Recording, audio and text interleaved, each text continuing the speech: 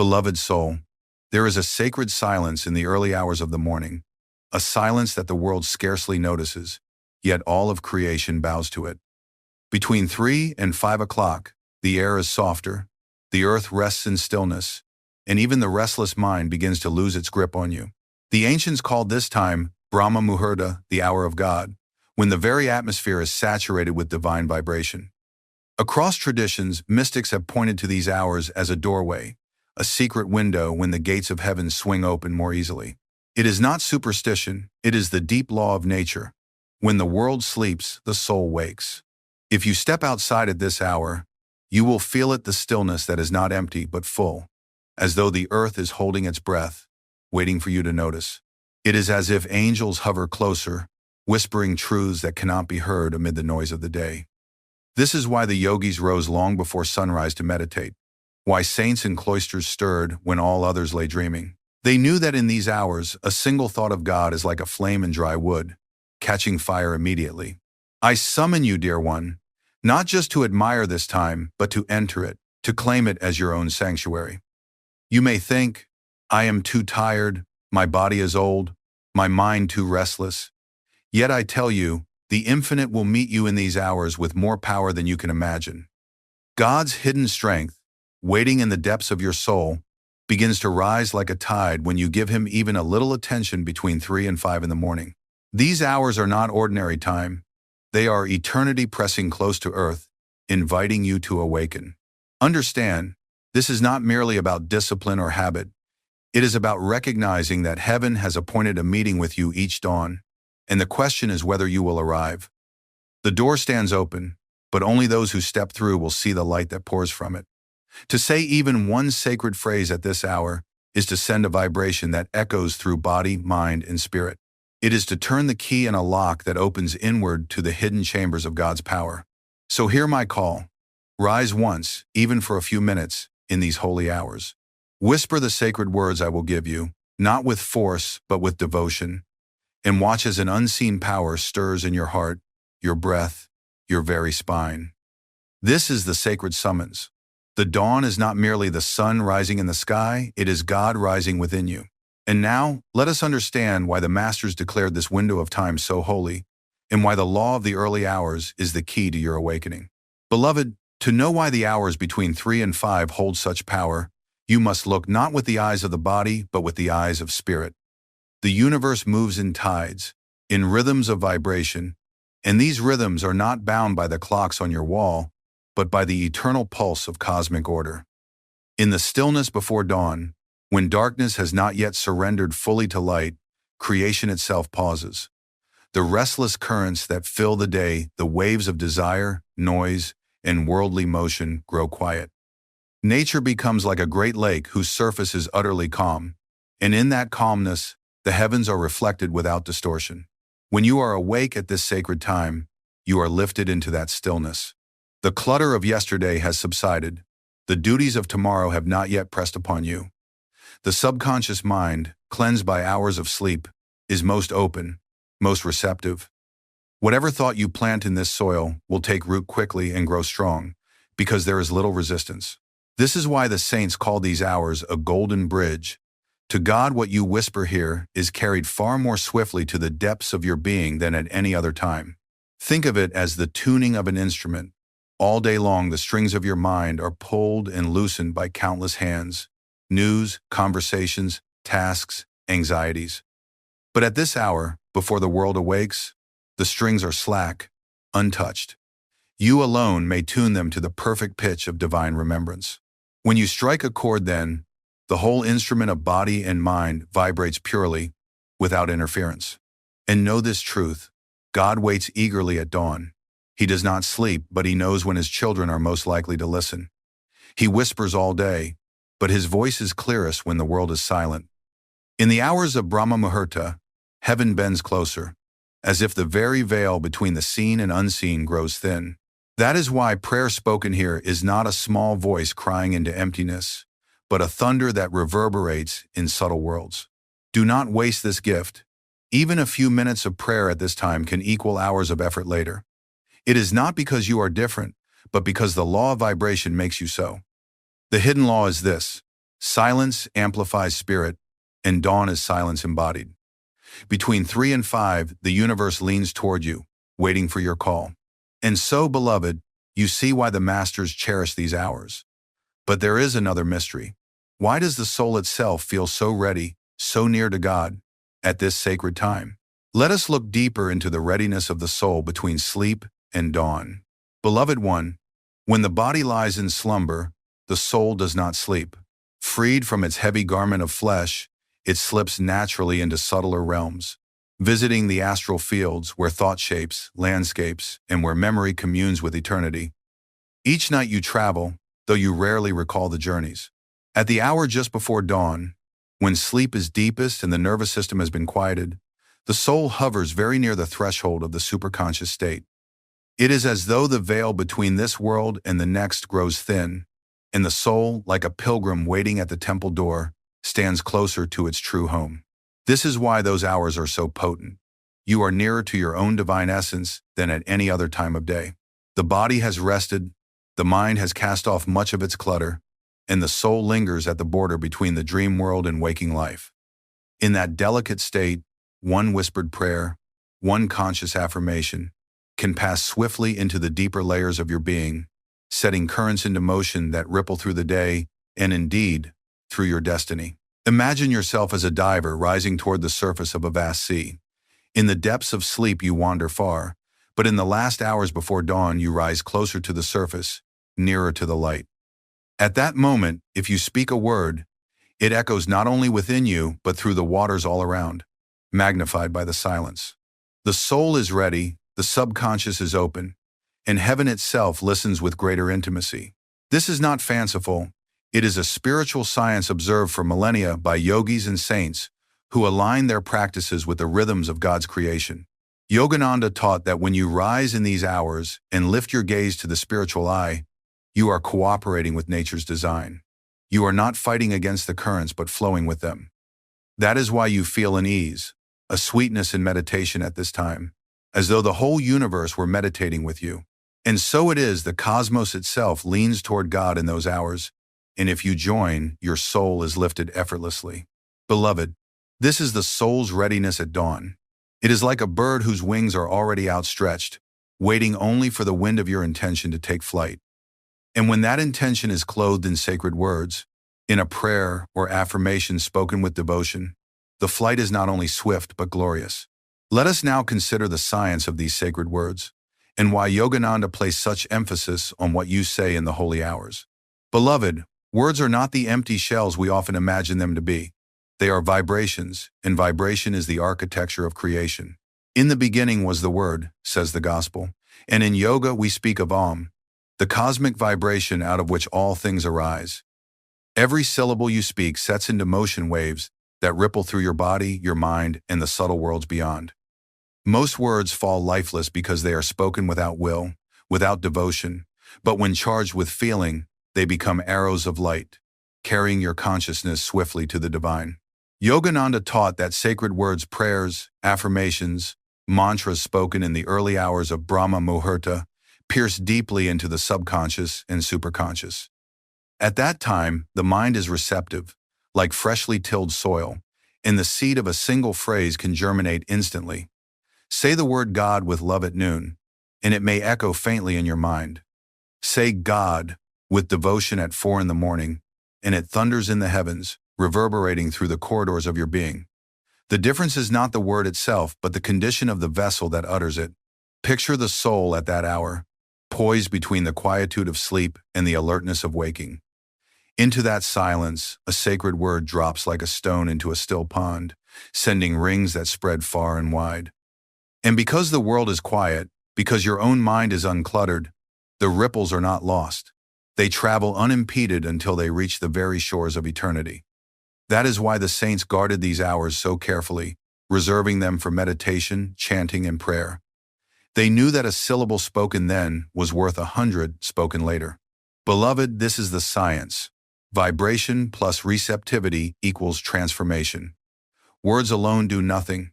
Timing without devotion accomplishes little. But when sacred syllables are charged with your love, and spoken when heaven leans nearest, They awaken forces within you that would otherwise remain dormant for years. Yogananda gave us formulas, short, potent utterances designed to invoke God's hidden power. Spoken at the right hour, they become not mere prayers but living flames that ignite the soul. And so you ask, what are these words? What sacred phrase should you utter when the veil is thin, when the world is still, and when God is listening most intently? Let us now unveil the prayer, the affirmation, the holy utterance that can awaken His hidden power within you.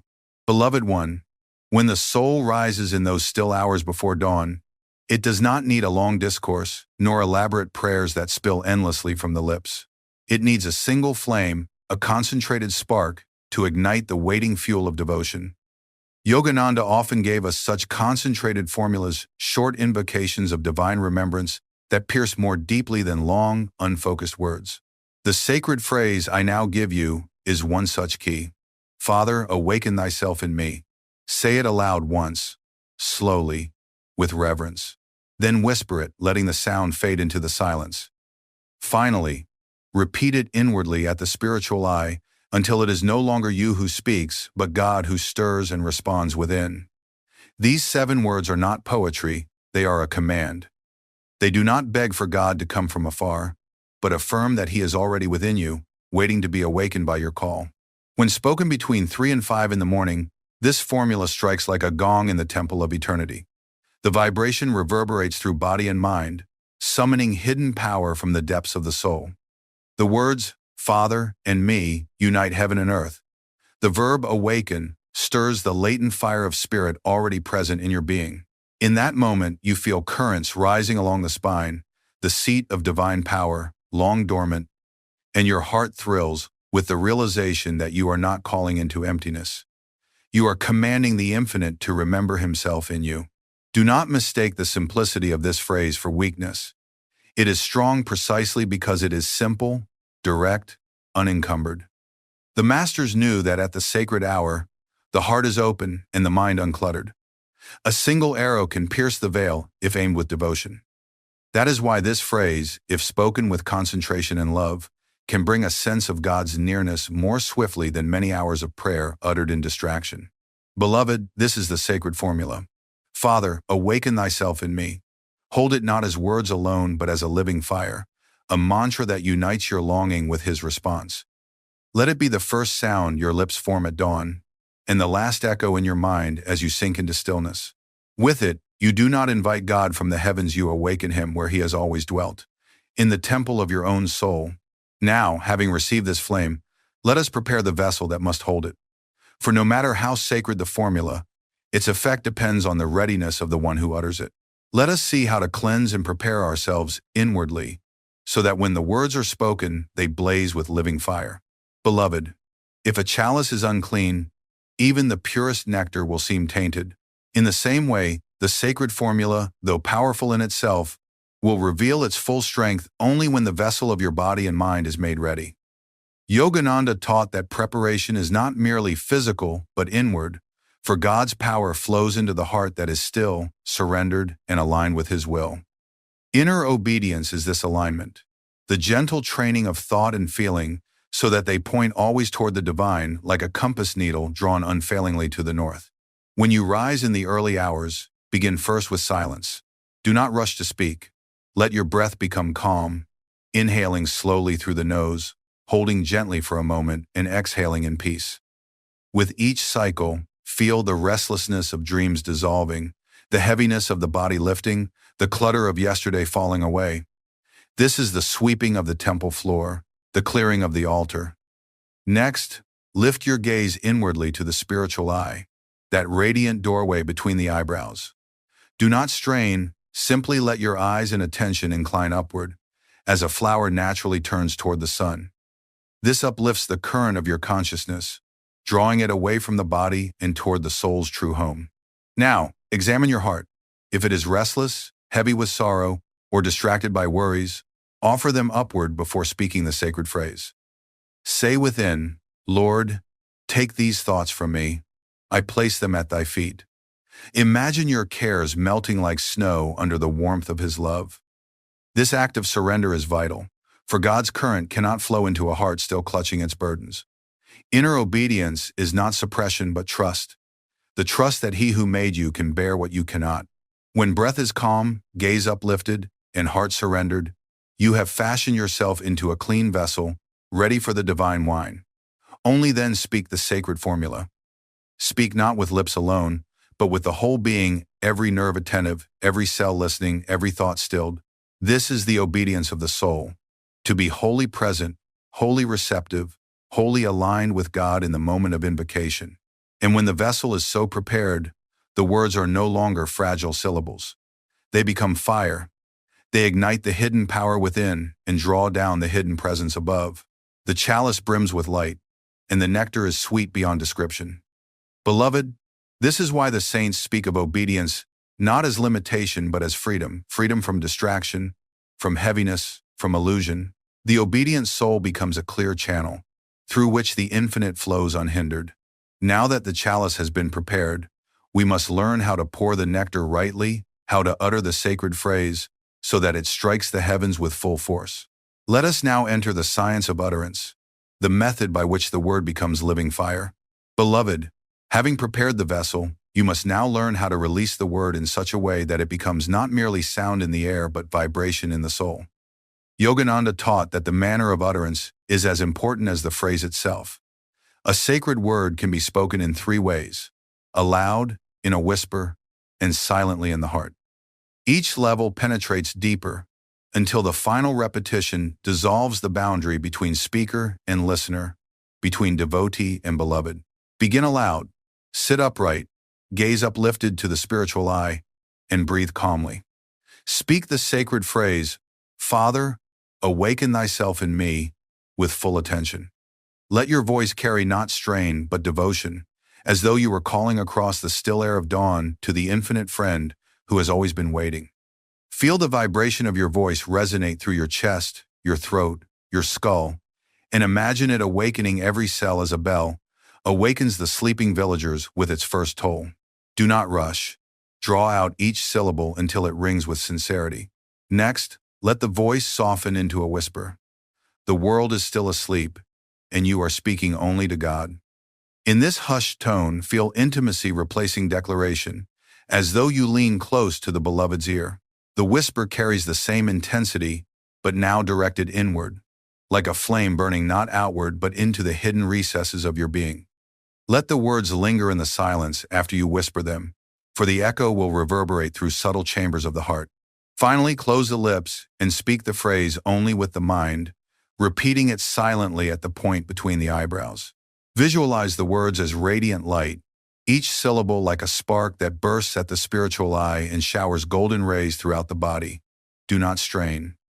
Simply listen inwardly, as if the phrase were repeating itself, breathed by God within you. When you feel the words no longer come from your thought but from a deeper wellspring, you have touched the superconscious. In that moment, you may even let the words dissolve altogether, resting in the vibration of their essence, which is pure awareness of His presence. You may move through these three stages aloud, whispered, silent several times, each cycle drawing you deeper, each layer refining your focus. The voice is the bow, the word the arrow, the heart the archer. When the arrow is released with concentration, it flies unerringly into the infinite. Beloved, this is the method of utterance.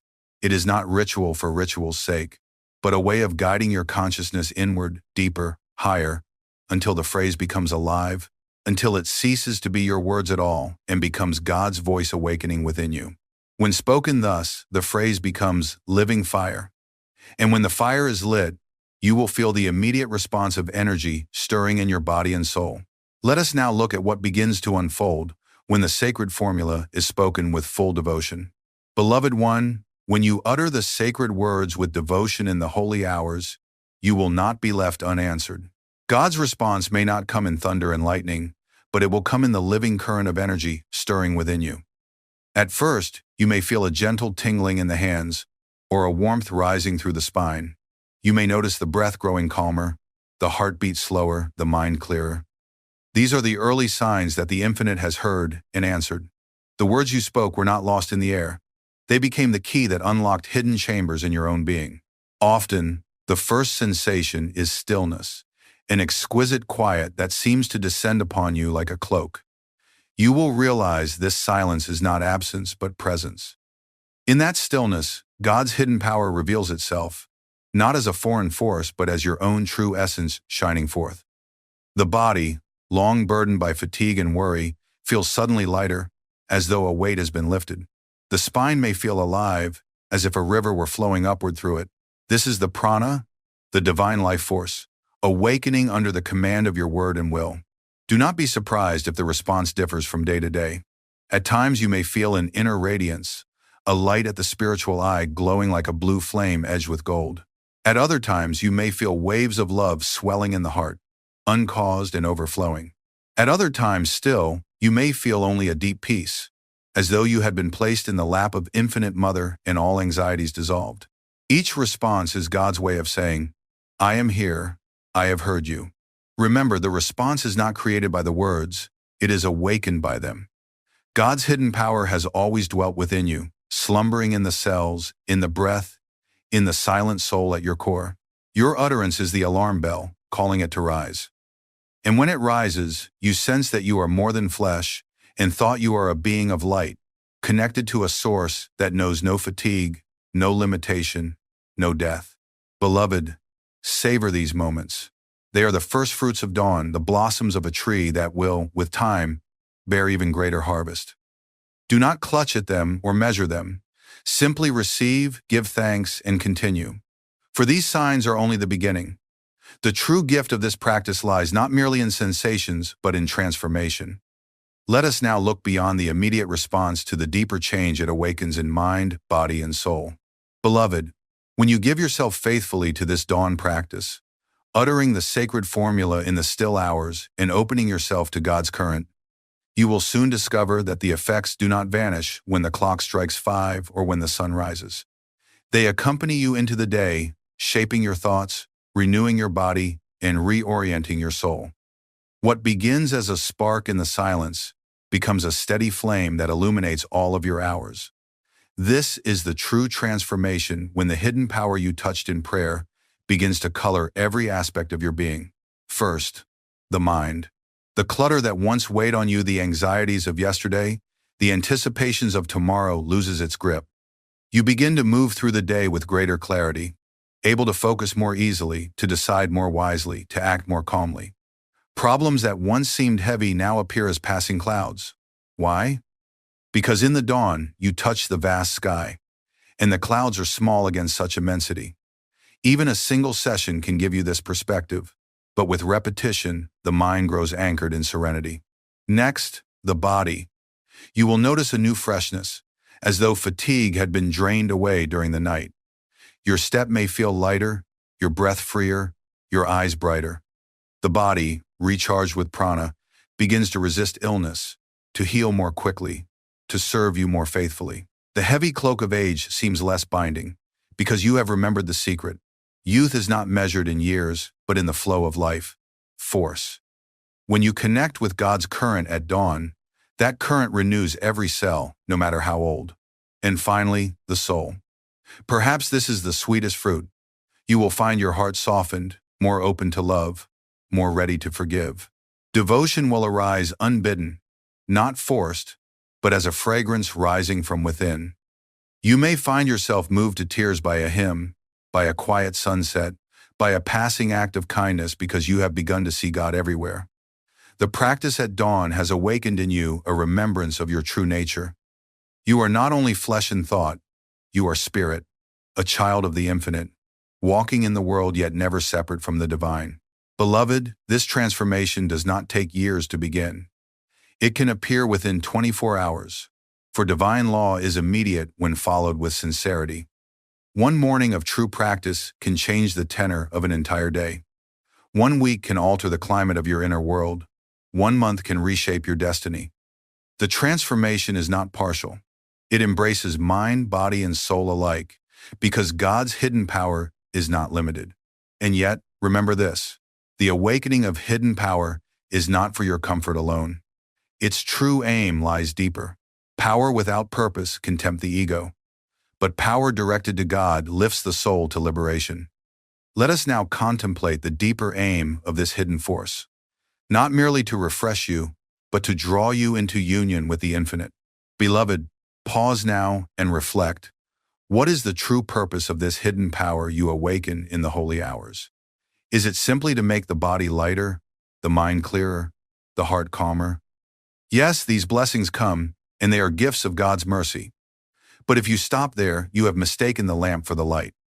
Yogananda reminded us again and again, the ultimate aim of every practice is not physical renewal, not psychic power, not temporary peace, it is union with God.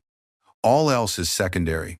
The sacred formula you utter at dawn is not a spell to summon energy for worldly gain. It is a call for God to awaken in you, and that awakening is meant to dissolve the illusion of separateness. The hidden power that rises in your spine, that floods your cells, that opens your heart, is the very presence of the divine. It is not something you own. It is the remembrance of what you have always been.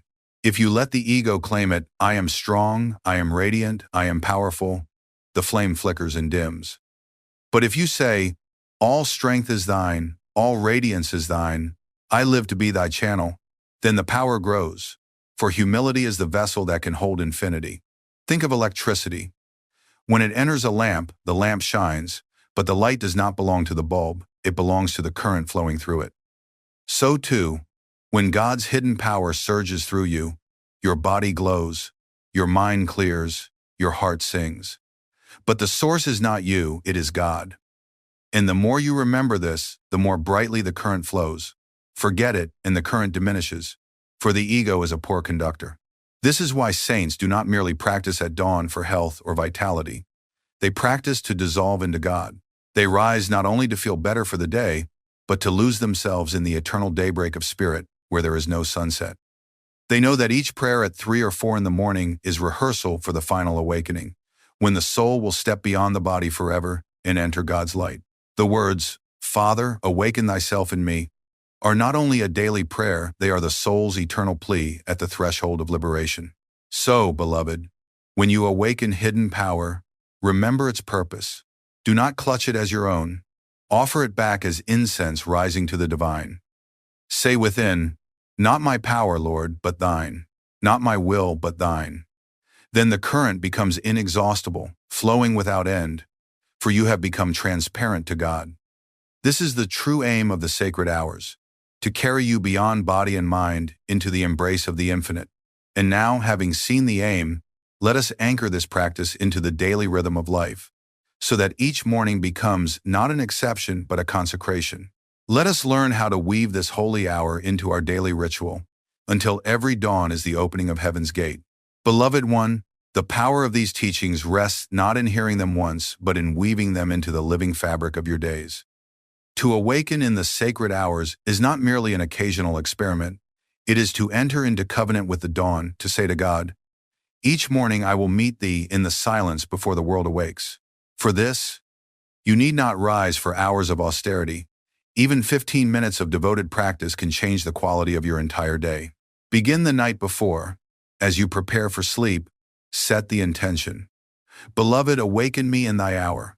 Place this thought in your heart as you drift into slumber, and the subconscious will respond. Often, without alarm, you will find yourself stirring naturally at 3 or 4 in the morning, gently called by an unseen hand. When you rise, do so quietly.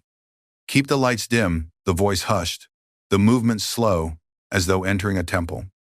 Wash the face, perhaps sip a little water, then seat yourself upright with spine tall and gaze uplifted.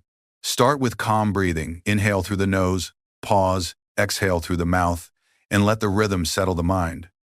When thoughts of yesterday intrude, release them. When anticipations of the day ahead press in, offer them upward. Say silently, this is thy hour, Lord. I am wholly thine. Then, with the vessel prepared, speak the sacred formula. Utter it aloud once or twice, then in a whisper, then silently at the spiritual eye. Cycle through as long as devotion holds, perhaps 10 or 15 minutes, until you feel a stillness descend and God's presence stir within. When the practice is complete, sit quietly in meditation. Do not rush back to sleep at once. Let the current flow, let the vibration of the words linger. If you wish, close with a short affirmation. I will carry this dawn within me all the day.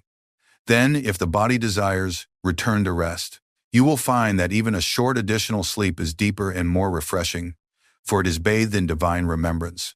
Do this daily, and you will notice that your entire rhythm of life begins to change. The mornings become consecrated, the days calmer, the nights more peaceful. The hidden power you invoke will not only refresh you, but will begin to reshape your destiny, aligning your will with God's. Each dawn will become a new birth, each rising a resurrection of spirit in you. Beloved, this is the daily ritual. Simple, accessible, but profound. Rise in the holy hours, cleanse the mind with breath, utter the sacred formula with devotion, rest in stillness, and carry the vibration into your day. Practice it faithfully, and every dawn becomes a consecration. And now, let us seal all this with the final decree, the vow of perpetual sunrise, so that what you touch in the early hours becomes the very climate of your soul. Beloved, you have walked with me through the mystery of the sacred hours, and you have received the phrase that can summon God's hidden power from the depths of your soul.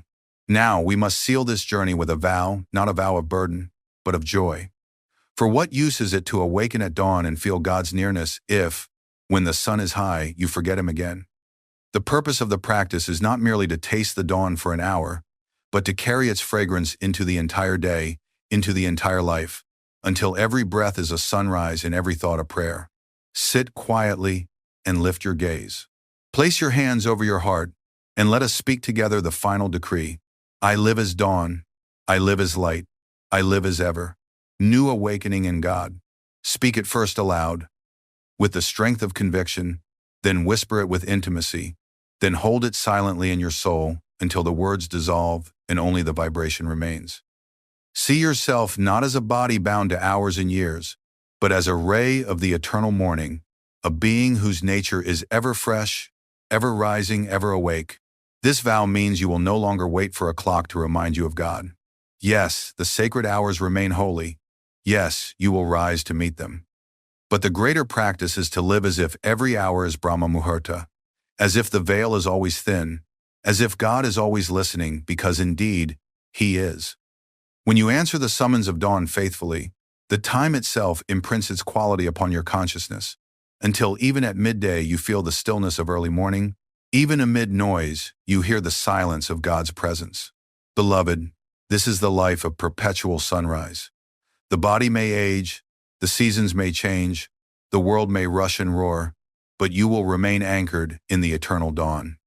The sacred formula will become your constant companion, rising unbidden in your mind, guiding your actions, purifying your heart, and when at last the final dawn comes, the dawn beyond death, you will already know the way. You will speak again, Father, awaken thyself in me. And the veil will part, and you will awaken not only to the day, but to eternity itself. Take this vow into your heart. Say it now, with me. I live as dawn, I live as light, I live as ever new awakening in God. Let it be your final word tonight, your first word tomorrow, and the unspoken song that carries you through all the days of your life. And so may you walk in the hidden power of spirit, not for an hour, not for a season, but forever. Each morning, as the veil of night is lifted and the world begins once more its sacred dance of becoming, there comes a silent moment, a threshold between sleep and wakefulness, between dreams and action, between silence and sound. It is in that holy margin, before the mind is cluttered with demands and before the senses scatter your focus into the world, that the soul listens most deeply. In that fragile instant, my beloved, you are not yet the worker, the mother, the friend, or the seeker. You are not yet caught in names or roles. You are still the unmarked child of spirit. And what you say in that moment, what you think, what you remember, what you breathe, has the power to shape the entire river of your day. The world has taught you to wake into tasks. I am here to teach you to wake into truth. There is a secret that the wise have always guarded, passed from soul to soul in the silence between words. Your first thought upon waking is a prayer, whether you intend it to be or not. And every prayer is a seed. It may be the seed of joy or the seed of fear, the seed of expansion or the seed of contraction. If your first breath is anchored in worry, your aura will echo worry through the hours that follow. If your first thought is of lack, your soul will move in deficit even when the day is full. But if your first act is to remember God, if your first breath is shaped into sacred sound, then the gates of heaven swing open and pour their peace into every chamber of your being. What you say at dawn becomes the path you walk until night. So many of you rise with the world already upon your chest. Your eyes open, and the weight returns. What must be done? What has not been solved? Who may be unhappy with you? What you fear may fall apart. This is not waking. This is forgetting. This is abandoning the divine threshold before you have even stepped across it. You are not meant to begin your day in contraction.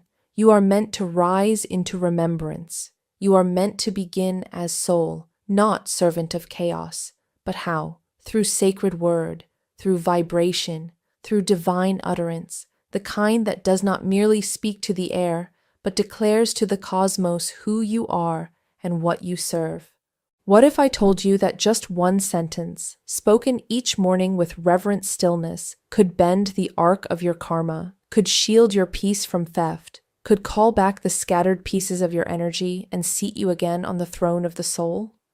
What if you knew that the first words you offer at the altar of daybreak were the key to spiritual mastery, not because of their magic, but because of your consciousness within them?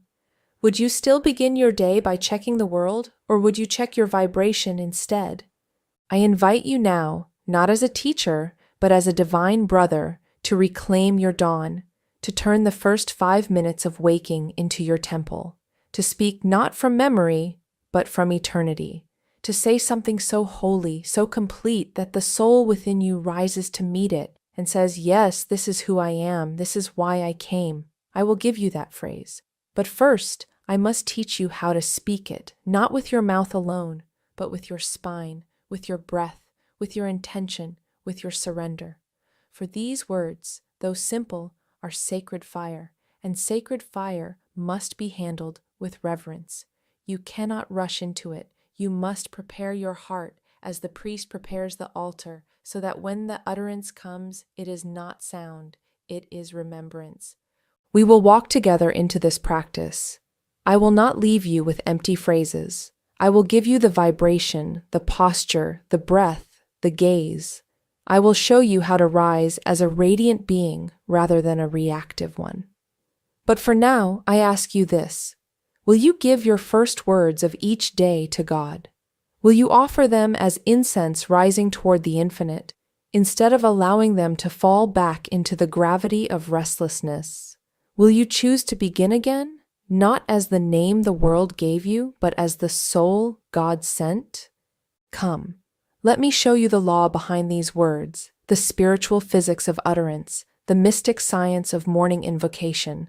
For to speak from soul is not mere ritual, it is recalibration with the divine blueprint. And that is where we now journey. O child of the eternal light, you live in a universe of vibration. All that you see, all that you hear, all that you feel is born of motion, the movement of God's breath through matter, through time, through the ethers of consciousness.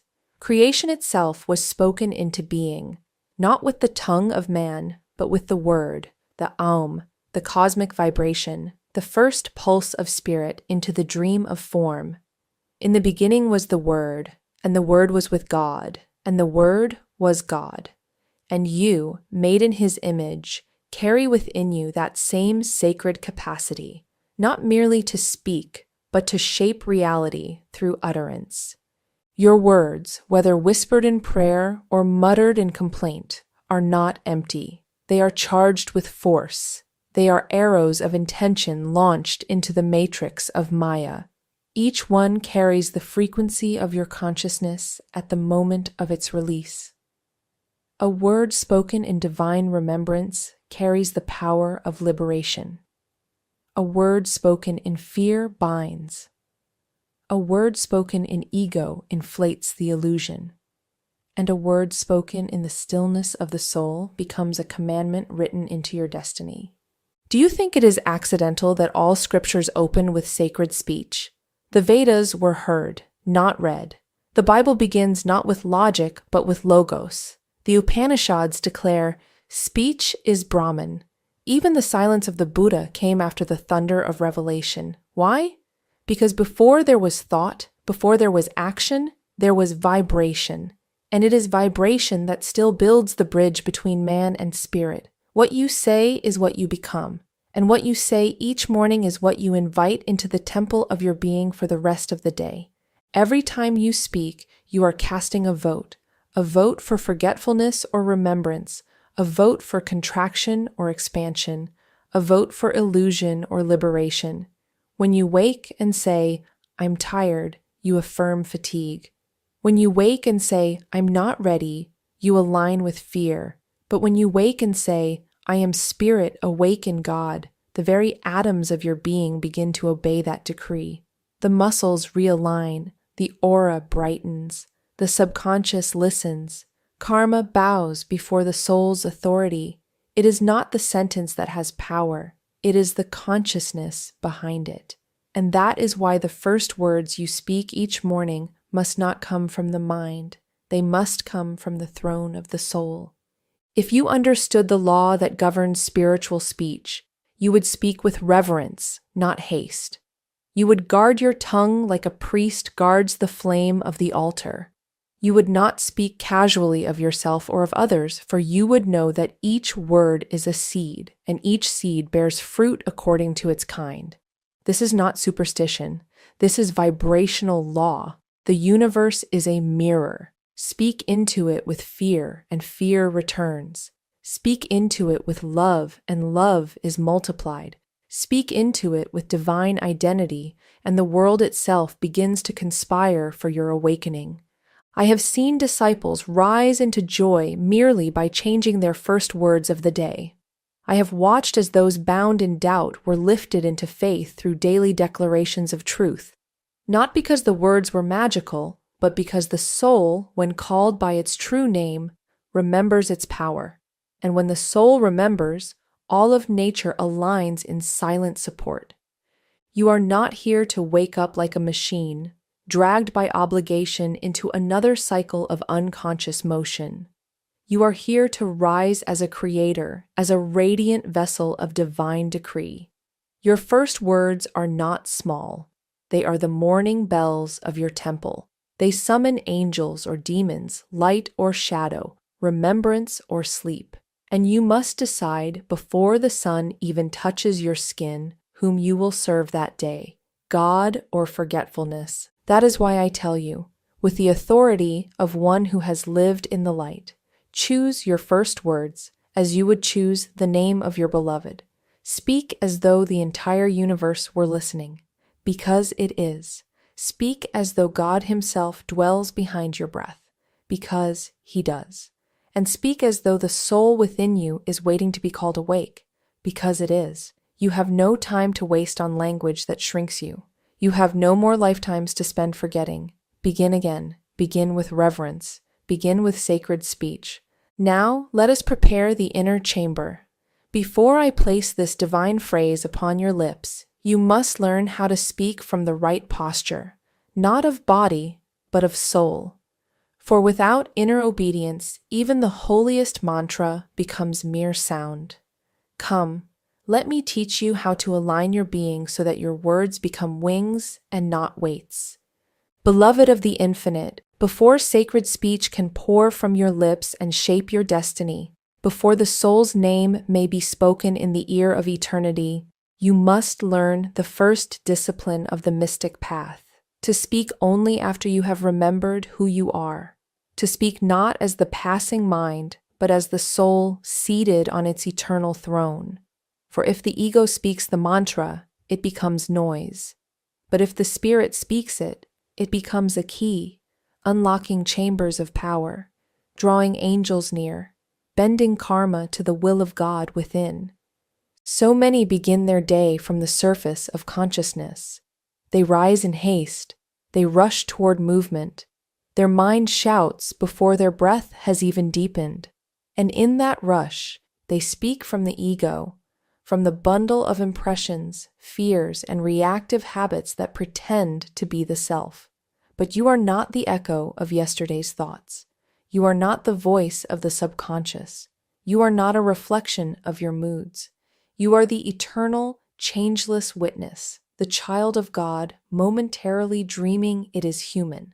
And your task each morning is to wake into that remembrance before you speak. I say to you, do not speak your morning affirmation while your body is still tangled in sleep. Do not say it while distracted or half attentive or hurried. Sacred words require sacred setting. The altar must be cleared. The flame must be lit. The silence must be deep enough for the voice of God to be heard in the vibration. Sit first. Sit in stillness, not just physically, but inwardly. Let the body come to rest like a boat no longer rocked by waves. Let the breath slow, not by force, but by love. Let the gaze lift gently to the point between the eyebrows, the seat of spiritual awakening, the window of the soul. And then breathe, not with tension, but with holy reverence. Inhale as though you are drawing from the eternal fountain. Exhale as though releasing all that is not yours, all the memories, identities, and falsehoods accumulated in sleep. Say inwardly, I return now. And with each breath, feel yourself rise, not as a personality, but as a spark of the infinite fire. When you have reached this stillness, this subtle aliveness behind thought, then, and only then, prepare to speak. Let the words form not on your tongue first, but in your spine. Let the meaning emerge not from memory, but from the depth of your being. Speak with full presence. Speak with full devotion. Speak not as one trying to believe, but as one remembering what is already eternally true. This is not autosuggestion. This is not mental rehearsal. This is spiritual invocation. Let your tone carry your reverence. Let your breath carry your surrender. Let your gaze remain fixed, not on the room, not on your plans, but on the spiritual eye, the doorway through which the divine pours itself into your awareness. And if tears come, let them come. If silence follows your affirmation, let it deepen. For sometimes, the greatest response to a sacred phrase is not more speech, but the echo of God's presence that enters when your words end in stillness.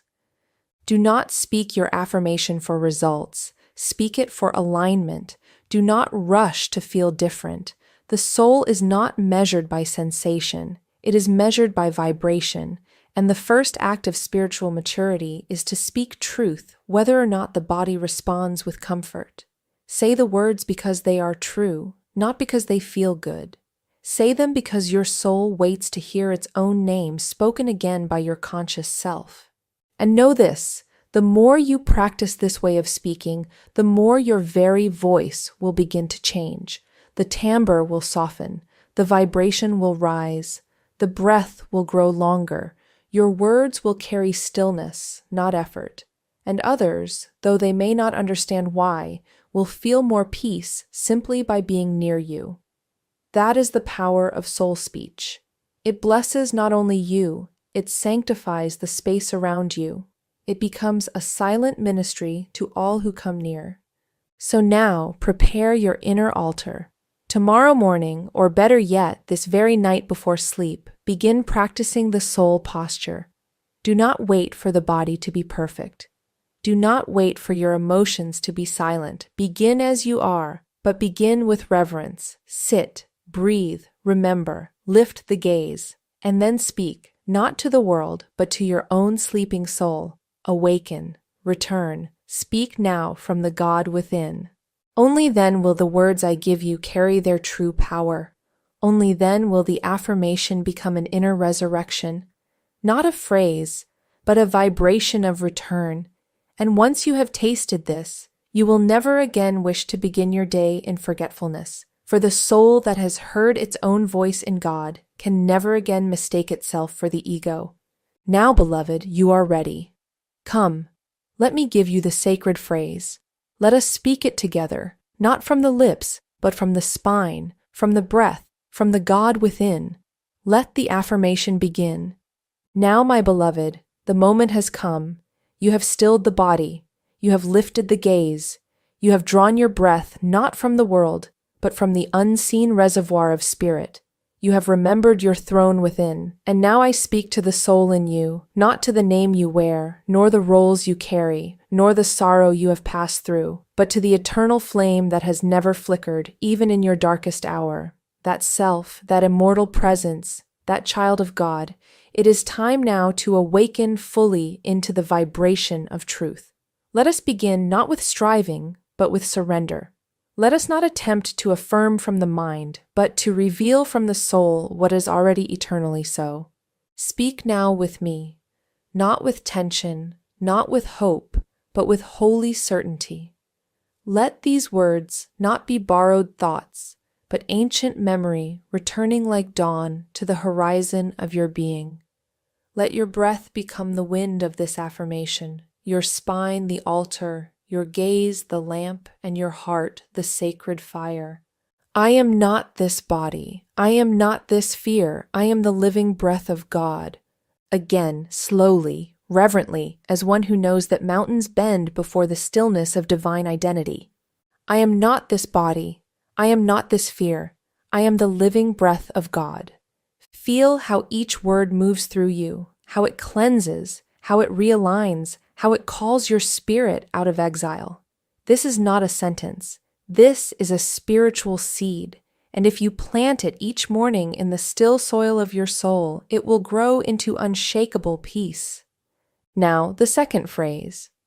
Let it rise like incense, not from ambition, but from the soul's gentle remembrance. Each morning, I rise not into the world, but into the infinite. Say it again, slower, with the breath of eternity behind each syllable. Each morning, I rise not into the world, but into the infinite. You are not here to meet problems. You are here to meet God. You are not here to carry burdens. You are here to carry light. The world may come later, but the infinite must come first. For only from the heights of God realization can you descend into the world without forgetting who you are. Now join me in the third breath of this divine invocation. My spine is the altar. My breath is the prayer. My soul is the flame. Do not rush. Let the vibration of these words resonate in the deep cave of your heart. Let the imagery become real to you. My spine is the altar. My breath is the prayer. My soul is the flame.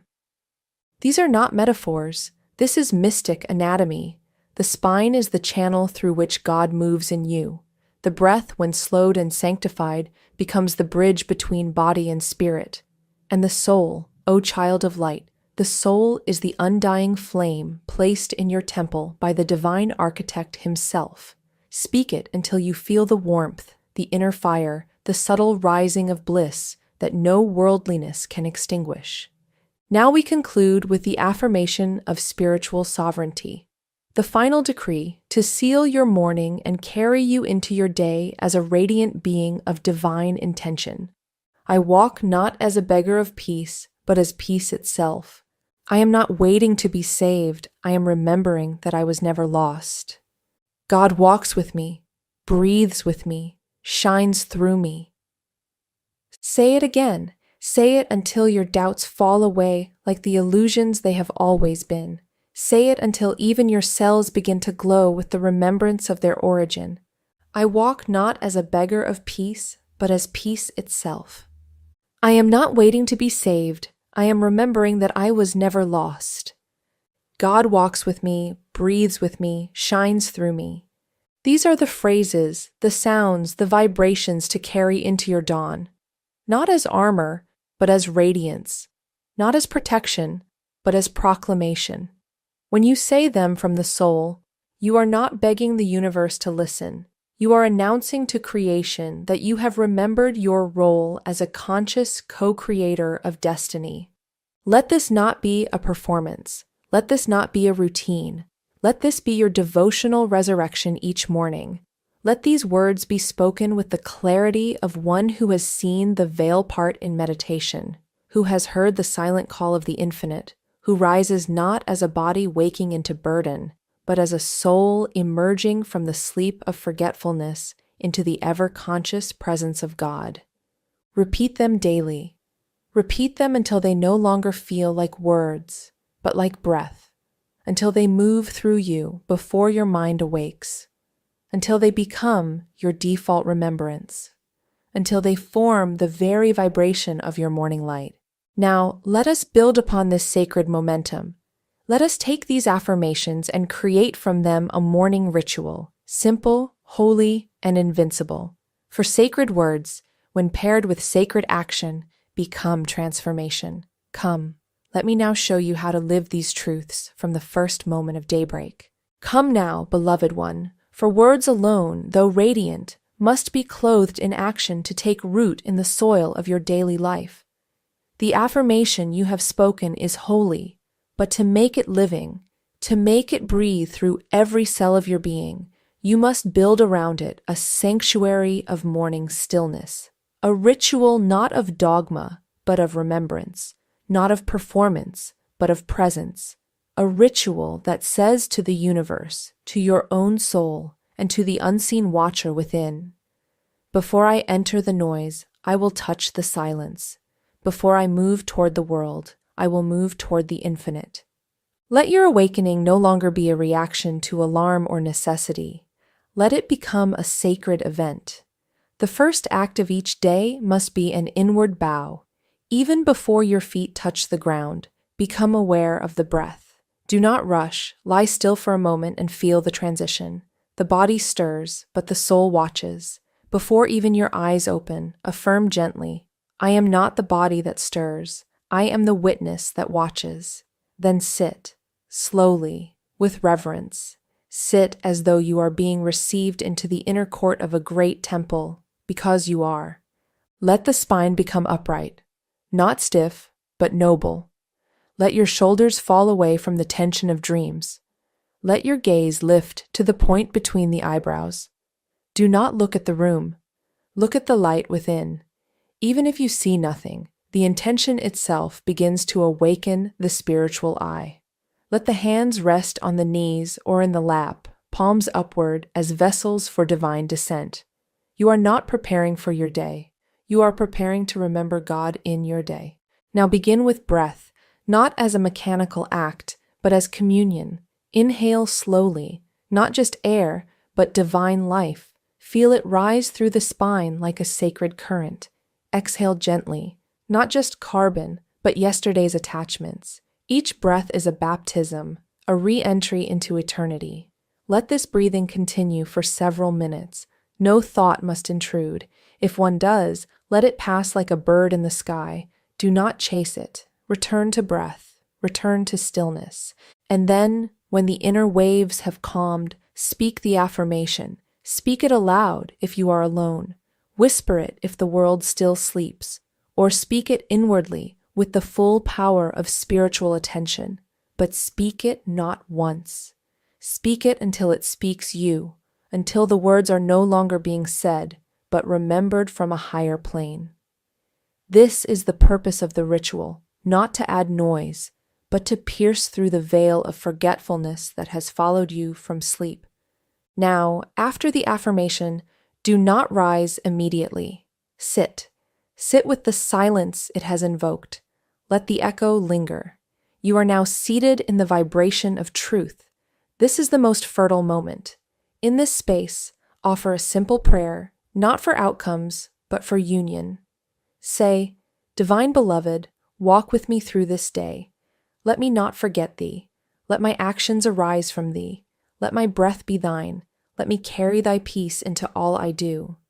This is not petition. This is alignment. You are not asking for blessings. You are surrendering to become a blessing. Only after this, rise, not rushed, not immediately reaching for the phone or the tasks or the world. Rise as one who has been touched by something sacred, as one who has dipped into the infinite before tasting the finite, as one who has seen the inner sun before stepping into the world's flickering lamps. Rise with grace, and as your feet touch the floor, Let it not be routine, let it be offering. Touch the earth as you would a holy shrine. Say inwardly, let this ground carry the echo of God as I walk today. Build this ritual into the architecture of your life. Even 5 minutes done with full devotion can anchor your vibration for the entire day. Let no excuse replace this temple time. Do not say, I have no time. Say instead, time was given to me so I may return to God. Let the beginning of your day belong to your source. Let the first offering be silence, breath, and sacred word. For how you begin, beloved, is how you continue, and how you continue is how you live, and how you live becomes how you die, and how you are reborn. In time, this ritual will begin to reshape your karma. Your days will carry more ease, not because life has changed, but because you have remembered your divine center before life ever touched you. You will walk with stillness, speak with clarity, and attract only that which aligns with your God-anchored vibration. You will find that decisions come with ease, and drama no longer clings to you. You will find that others sense something in you, not explainable, but undeniable, and you will know it is not you they feel, but the remembrance of the divine within you, awakened through your daily offering. Let this become your unshakable sanctuary. Let no man steal it from you. Let no noise invade it. Let no mood displace it. This is your morning temple. This is your daily resurrection. This is how you walk again as soul, not by reading, not by thinking, but by beginning your day as God's vibration in form. And now, let us end this divine instruction as all sacred rituals must end, with a sealing decree, not to close, but to carry. For what is begun in spirit must not end in the world. Come, let me bless you with the final morning affirmation. Let us invoke it together and carry its vibration into every breath that follows. Listen now, beloved, not with the ears of flesh, but with the heart that has always heard the voice behind all voices. For this is not the end of a lesson. It is the beginning of your return. This is not a conclusion. It is the soul's remembering. The world will tell you to rise each day with plans, to chase outcomes, to prepare for performance. But I tell you, you were never meant to wake without God. Your first breath is not yours, it is His. Your first thought should not be fear, it should be light. You are not born again each morning to serve the illusions of man. You are born again to walk as a messenger of spirit, clothed in remembrance, armed with peace, radiant with eternal purpose.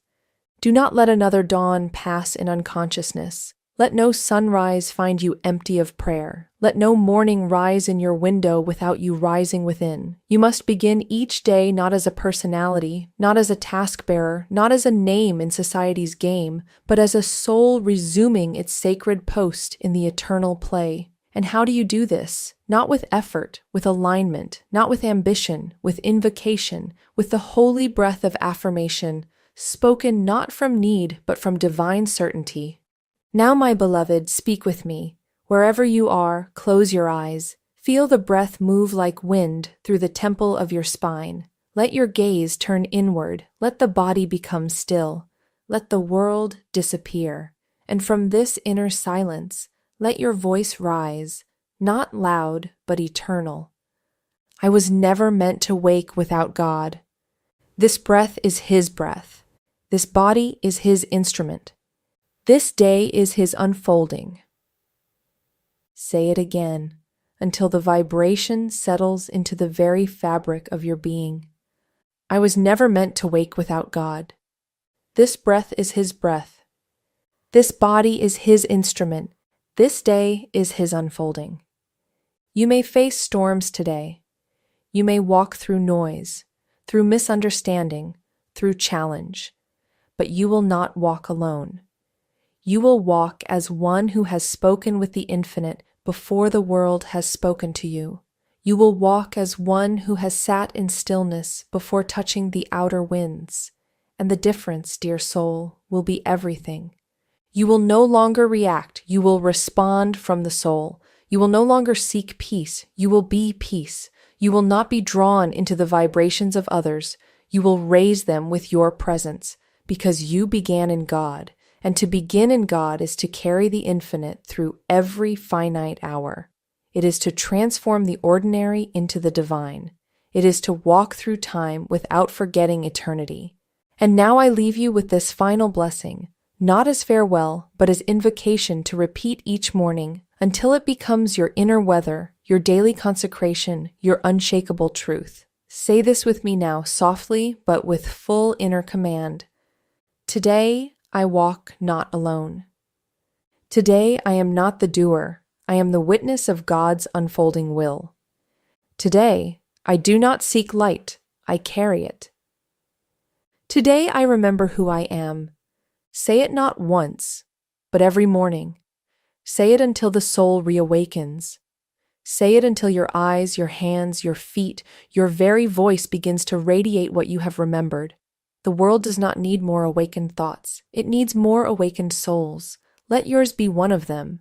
You are not here to chase the day. You are here to bless it. Begin always from the light. Return always to the light. Speak only what lifts. Breathe only what aligns. Live only what remembers. Now go, not as a body, not as a name. Go as the soul that knows God walks before it. Beloved child of the divine, when the dawn breaks and the sun begins its silent ascent over the horizon, you, too, are called to awaken not only in body but in soul. Yet how many arise from their sleep and step directly into the ceaseless currents of the world, their minds immediately pulled outward by demands, worries, and noise, never pausing to remember the holy light in which they are clothed? In this restless state, the aurith radiant garment of spiritual energy that surrounds your soul remains dim and unguarded, vulnerable to the turbulent vibrations of others and of your own forgotten thoughts. From the moment you open your eyes, unseen forces begin to whisper to your mind. The lingering heaviness of yesterday's troubles, the weight of unresolved fears, the countless impressions of material life carried into the new day. If you do not first attune yourself to the infinite source of light, these subtle shadows creep into your consciousness, weakening your spiritual magnetism and opening gaps in the luminous shield meant to protect you. Just as a fortress must be sealed each morning to withstand the storms of the day, so too must your aura be fortified in divine remembrance before you face the world. Many do not realize how much energy they lose by rushing into activity without spiritual preparation. When you awaken and leap directly into mental noise, you allow restlessness to leak from the astral spine, scattering your vital force outward through the senses. In this state, you easily absorb disharmonious vibrations from those around you. Negativity, fear, anger, despair, and carry them as if they were your own. You feel heavy, drained, fatigued, not knowing that your aura has been left unsealed, like a house with open doors, vulnerable to every passing wind. But beloved, you were not made to walk defenseless in this world. God has given you a radiant shield, a luminous aura born of divine consciousness. When it is filled with light, no darkness can penetrate it. No fear can linger in its presence. Your aura can be a sun blazing with heavenly joy, pushing away all shadows, attracting only goodness and grace. To guard it is not superstition, it is an act of spiritual wisdom. For your aura reflects the vibrations of your soul, and your soul was made to shine. This is why I tell you, each morning before you do anything else, turn inward to the infinite. Before you let the noise of the day touch you, before you speak even a word to the world, stand silently before Spirit and say, I am a child of God. I am surrounded by His light. No darkness can touch me. In these sacred moments, you are weaving golden threads into your aura, sealing its radiance with divine remembrance. Without this morning attunement, you step unprepared into the day's energies. With it, you become untouchable, walking through storms without being wet, carrying the serenity of heaven wherever you go. Let us now go deeper and understand what this aura truly is: not an imagined glow, but the living radiance of your soul, so that you may know how to strengthen it with divine power each morning of your life. Beloved one, know this eternal truth. Your aura is not a mere idea, nor a concept born of fancy imagination. It is the living radiance of your soul, a luminous field of divine magnetism flowing from the very core of your being. Every thought you think, every feeling you harbor, every breath you draw, vibrates through this subtle body of light, coloring it, shaping it, strengthening or weakening it according to the state of your consciousness. To know your aura is to know the language of the soul itself, for it is the silent testimony of what lives within you. The masters of yoga and the sages of ages past have long taught that the human being is not merely flesh and bone but a radiant energy being, surrounded by a halo of consciousness extending far beyond what the eyes can see. When you are filled with divine joy, your aura shines like a golden sunrise. When fear or anger clouds your heart, its radiance is dimmed, and openings appear through which dissonant forces can enter. This is why Yogananda said that thoughts are not private whispers of the mind, but vibrations traveling outward, touching all souls around you and weaving unseen threads in the vast tapestry of spirit. Science itself begins to glimpse this truth. Sensitive instruments detect magnetic fields surrounding every living form, responding instantly to emotions and mental focus. But beyond these measurable energies lies the spiritual magnetism born of divine consciousness, something no earthly machine can fully capture. This is the true aura, a shimmering shield of light that shines brightest when your mind is calm, your heart is pure, and your soul is attuned to God. Think of your aura as a sacred lamp. The oil that fuels its flame is your spiritual vitality, drawn from the infinite source through prayer, meditation, and holy living. The wick is your intention, your steadfast will to walk in light. When you neglect this inner lamp, when thoughts drift into darkness and faith is forgotten, the flame burns low, leaving you vulnerable to the cold winds of negativity. But when you turn to God each morning, refilling the lamp with His presence and trimming the wick of your focus, the flame blazes anew, radiating a protective glow that no shadow can overcome. This is not imagination. Sensitive souls may feel it as warmth, as peace radiating from you. The spiritually awakened may even see its golden hues shimmering around your head and shoulders. Yet even if unseen, its power is real. A strong aura lifts your consciousness above harmful vibrations, shields you from the draining influence of fear and anger, and attracts divine blessings like a beacon calling forth the dawn. When Christ said, "Let your light so shine before men," He was not speaking of mere goodness in action, but of the luminous presence of a soul in union with God. This radiant aura is the natural garment of sanctity, the silent sermon of spirit shining through you. To guard and brighten it is not vanity, it is your duty as a child of the infinite. And the first step is to begin each morning in divine remembrance, filling your aura with God's light before stepping into the world. Now, beloved, let us prepare ourselves inwardly for this holy invocation. Before we speak the sacred words that shield your aura, we must cleanse and still the body and mind, readying them as vessels of divine energy. Beloved pilgrim on this sacred journey, before you utter a single holy word in the morning, you must first prepare the vessel through which divine light shall flow. Just as a musician tunes his instrument before offering a song to the world, so too must you tune the body, the breath, and the mind to become channels of Spirit's radiant power. Without this preparation, your words may rise only from the lips and not from the soul, carrying little of the magnetism needed to truly guard your aura. When dawn approaches and sleep loosens its hold, resist the impulse to rush into the day's demands. Instead, pause and remember that this first hour is a sacred bridge between the worlds of dreams and wakefulness, between the silent embrace of night and the living call of divine action. Rise quietly and find a still place, a corner in your home where the vibrations are gentle and undisturbed. Let this space become your sanctuary. Visit it each morning so that the very atmosphere is imbued with the echoes of your prayers and the presence of Spirit. Sit with spine upright, shoulders relaxed, and eyes gently closed. Place your hands upon your knees or folded softly in your lap. Before speaking a word, begin with breath. For breath is the silent guide that draws the mind inward and washes away the residues of restlessness. Inhale slowly and deeply, imagining you are drawing in golden rays of divine light. Hold this breath tenderly for a moment, feeling its stillness spreading peace throughout your body. Exhale gently, releasing the stale vibrations of yesterday, every worry, every sorrow, every fragment of dream or lingering fatigue. Repeat this for several rounds, until you feel cleansed, lightened, and ready to receive the infinite anew. Now, visualize a radiant sun shining just above your head, its warm golden beams cascading over you like a celestial waterfall. Feel this light flowing through your crown, down your spine, filling every cell with divine energy, dissolving shadows, and expanding the luminous field around you. This is no fantasy. This visualization awakens the astral energies that feed your aura. With each breath, feel your magnetic shield growing brighter, stronger, more vibrant, as though invisible hands of spirit are weaving threads of light into a robe of divine protection around you.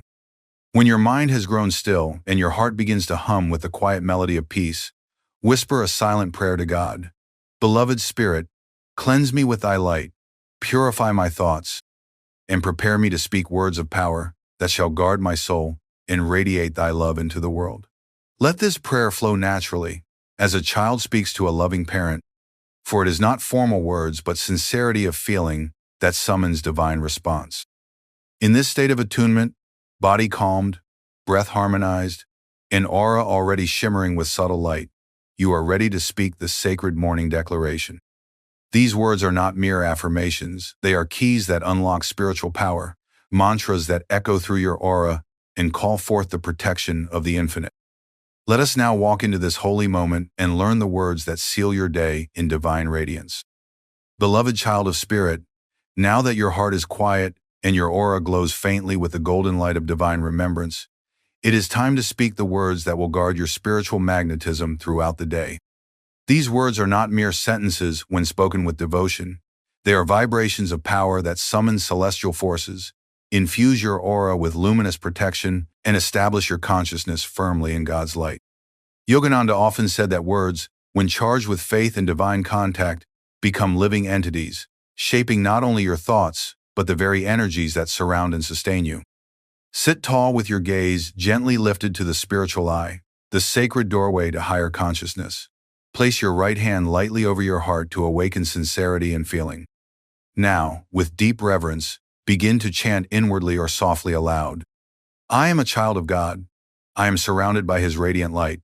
No darkness can touch me, for I live and move and have my being in the infinite spirit. Divine love flows through me. Divine joy shines within me. Divine light radiates around me, forming an impenetrable shield of heavenly protection. Pause for a moment, breathing these words into your soul. Do not rush them. Feel each phrase sinking into your consciousness, like seeds planted in fertile soil. With each repetition, imagine the aura around you expanding, brightening, and vibrating with divine energy. The light becomes denser, more radiant, forming a protective halo that extends outward, enveloping you completely in the magnetic embrace of spirit. Speak again, slowly and with rising strength. The light of God surrounds me. The power of God protects me. The love of God enfolds me. The presence of God watches over me. Wherever I am, God is, and where God is, all is well. These words are like spiritual armor. When spoken with devotion, they resonate through your astral body, aligning every vibration with divine harmony. The ancient sages understood this mystical science. Sound waves, infused with spiritual intent, shape energy fields. With each spoken affirmation, your aura becomes more resilient, repelling negative vibrations like a polished mirror, reflecting away darkness, and drawing instead the sweetness of divine grace.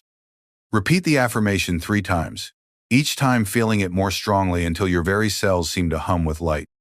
Close your eyes in silence and sense this shield around you not as imagination but as a living force, breathing and glowing with God's presence. You may feel warmth in your heart, tingling in your spine, or a profound peace washing over you. These are signs that the infinite has responded to your call, weaving luminous threads into your aura, making it a radiant mantle of protection and power. Remain still for a few breaths and whisper inwardly, Beloved Lord, let this light shine through me today. May every thought, word, and action spring from thy presence. May no shadow of fear or negativity find place in my heart, for I walk surrounded by thee. In this holy moment, your aura has become not just a shield but a beacon, silently blessing all who come near you. Now, beloved, let us learn how to deepen and seal this protection even further by awakening the life force within you through sacred breath and visualization, making your aura a fortress of divine energy that remains unshaken throughout the day. Beloved soul, Now that the sacred words have been spoken and your aura vibrates with the resonance of divine affirmation, we must seal this light so that it endures not only in this quiet hour but throughout the entire day. Just as a craftsman seals precious jewels in a reliquary to protect them from harm, so too must you seal the spiritual jewels you have invoked within your aura. This is done through the conscious direction of pranatha, life force that flows within you, guided by breath and sanctified by visualization. Sit tall once more, with the spine erect and chin slightly lifted, as if your soul were stretching upward toward its celestial home. Place your hands on your thighs or bring them softly to your heart. Close your eyes and turn your awareness inward. Begin by breathing deeply and rhythmically. Inhale through the nose for a count of 6, hold for 6, exhale for 6, and rest for 6. This is the sacred rhythm that harmonizes body and mind, balancing the magnetic poles of energy within you. Repeat this cycle several times, letting each breath become a prayer, each pause a moment of surrender to spirit. Now, as you continue this breath, visualize a brilliant golden current of energy rising from the base of your spine upward through the central channel of your being. See it flowing like a river of light through each of the spiritual centers in the spine, from the coccyx upward to the sacral center, to the navel, to the heart, to the throat, to the spiritual eye, and finally blossoming like a radiant lotus at the crown of your head. With every upward breath, feel this current becoming stronger, clearer, more luminous, until your entire astral spine glows like a pillar of divine fire. As this inner light reaches the crown, imagine it spreading outward in all directions, encasing your entire body in a radiant sphere of golden light. It is not status, it shimmers, pulses, and hums with the cosmic vibration of Aum. Silently affirm with each inhale, Aum, divine light fills me. And with each exhale, I am protected in God. Sense this aura growing wider and denser, like sunlight diffusing through crystal yet forming an unbreakable shield around you. This is not a wall of fear or isolation. It is a living, breathing field of divine consciousness that repels all discordant vibrations while allowing love and blessings to flow freely in and out. In this golden cocoon of Spirit's power, nothing of darkness can reach you, for you have attuned your energy to the invincible magnetism of the infinite.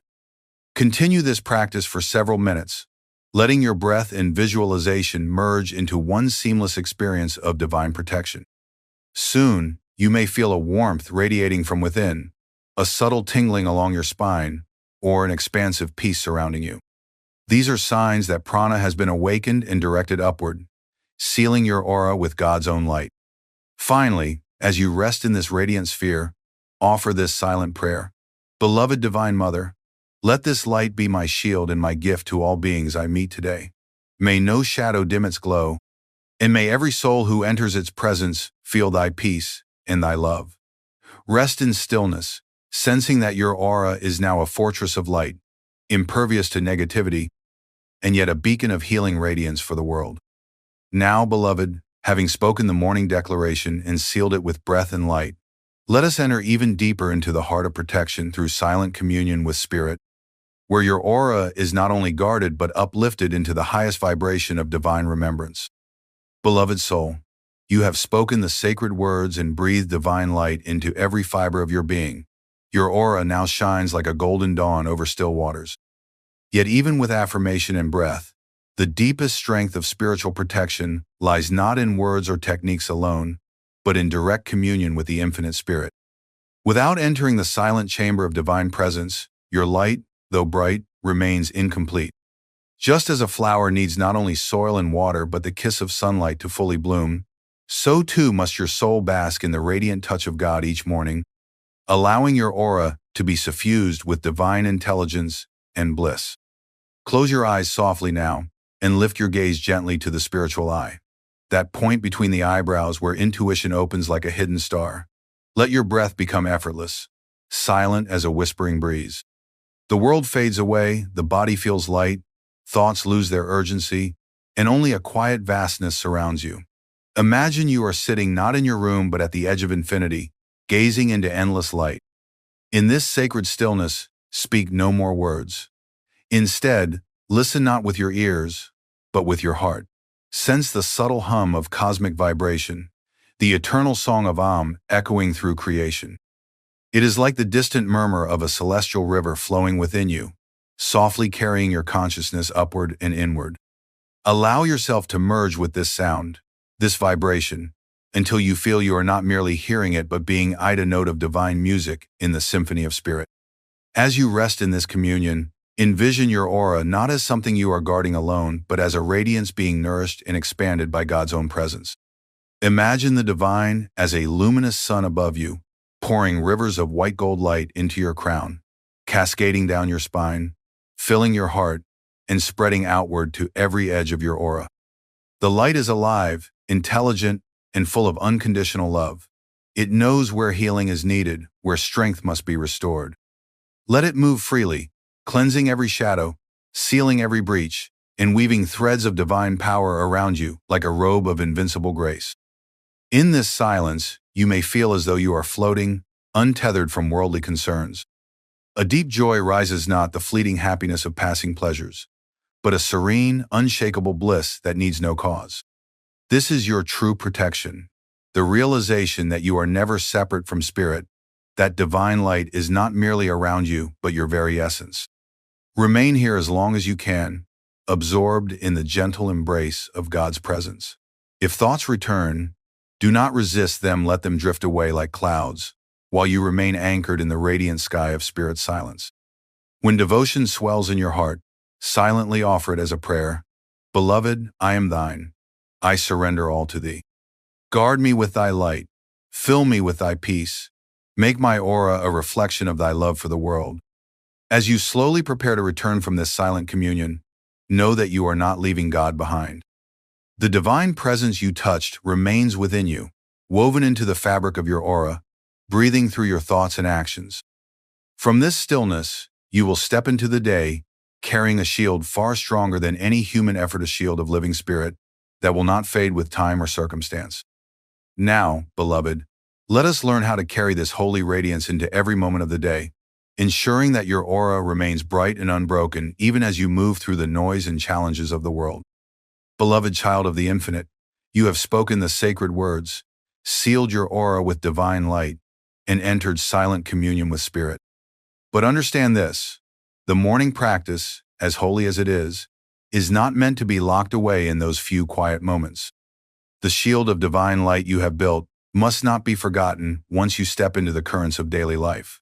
Too often, seekers touch God in silence only to lose that vibration in the clamor of worldly duties. Yet you were never meant to separate meditation from life.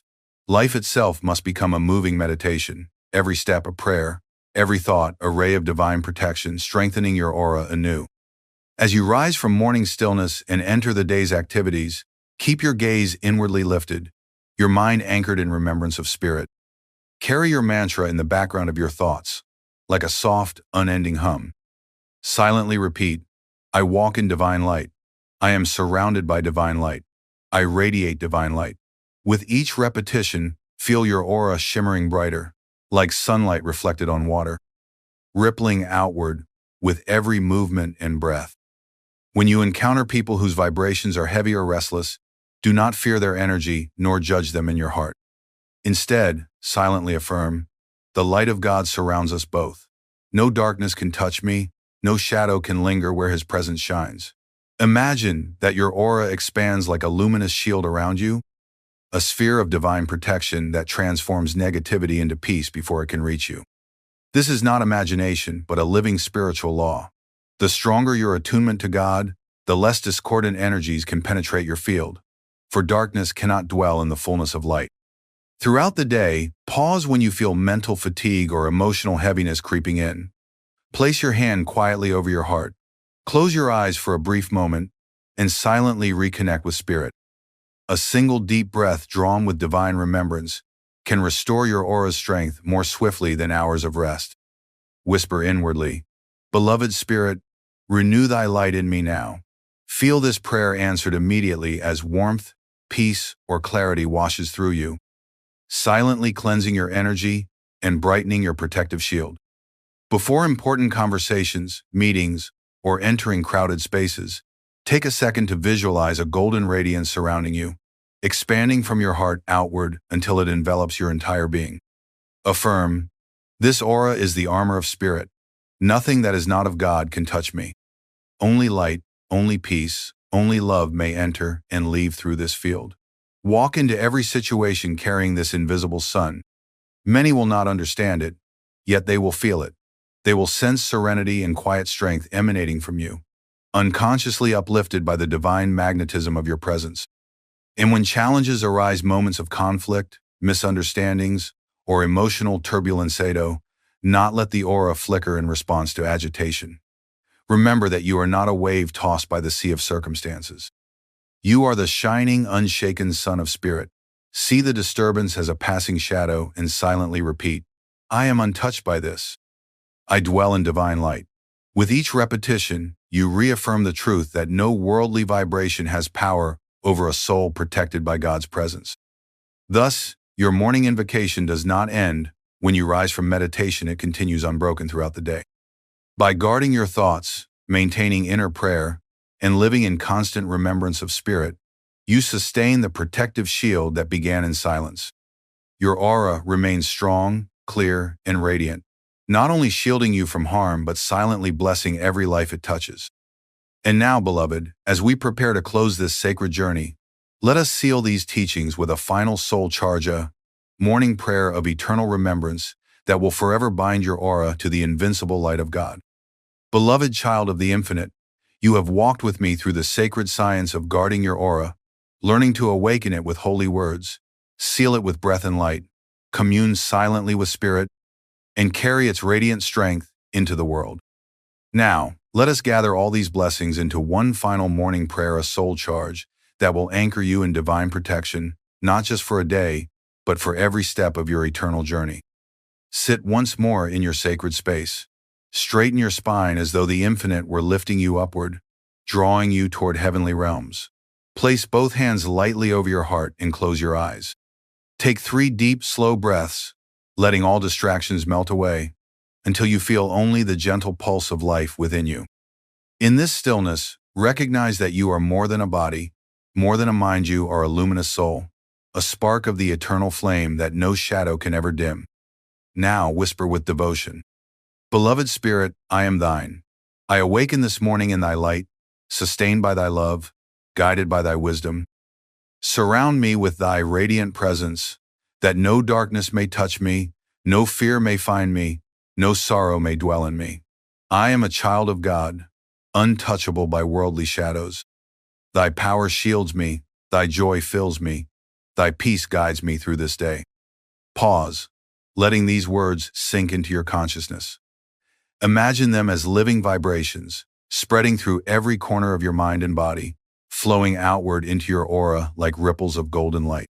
Feel your protective shield growing stronger, brighter, more expansive, until it reaches far beyond your physical form, becoming a glowing sphere of divine energy that nothing unholy can penetrate. Now say again with rising strength, wherever I walk today, I walk in God's light. Whoever I meet with God's love. Whatever I face with God's strength. Surrounded by this eternal light, I am safe, I am free, I am unshaken. My aura is the living radiance of spirit, and it shall shine without end.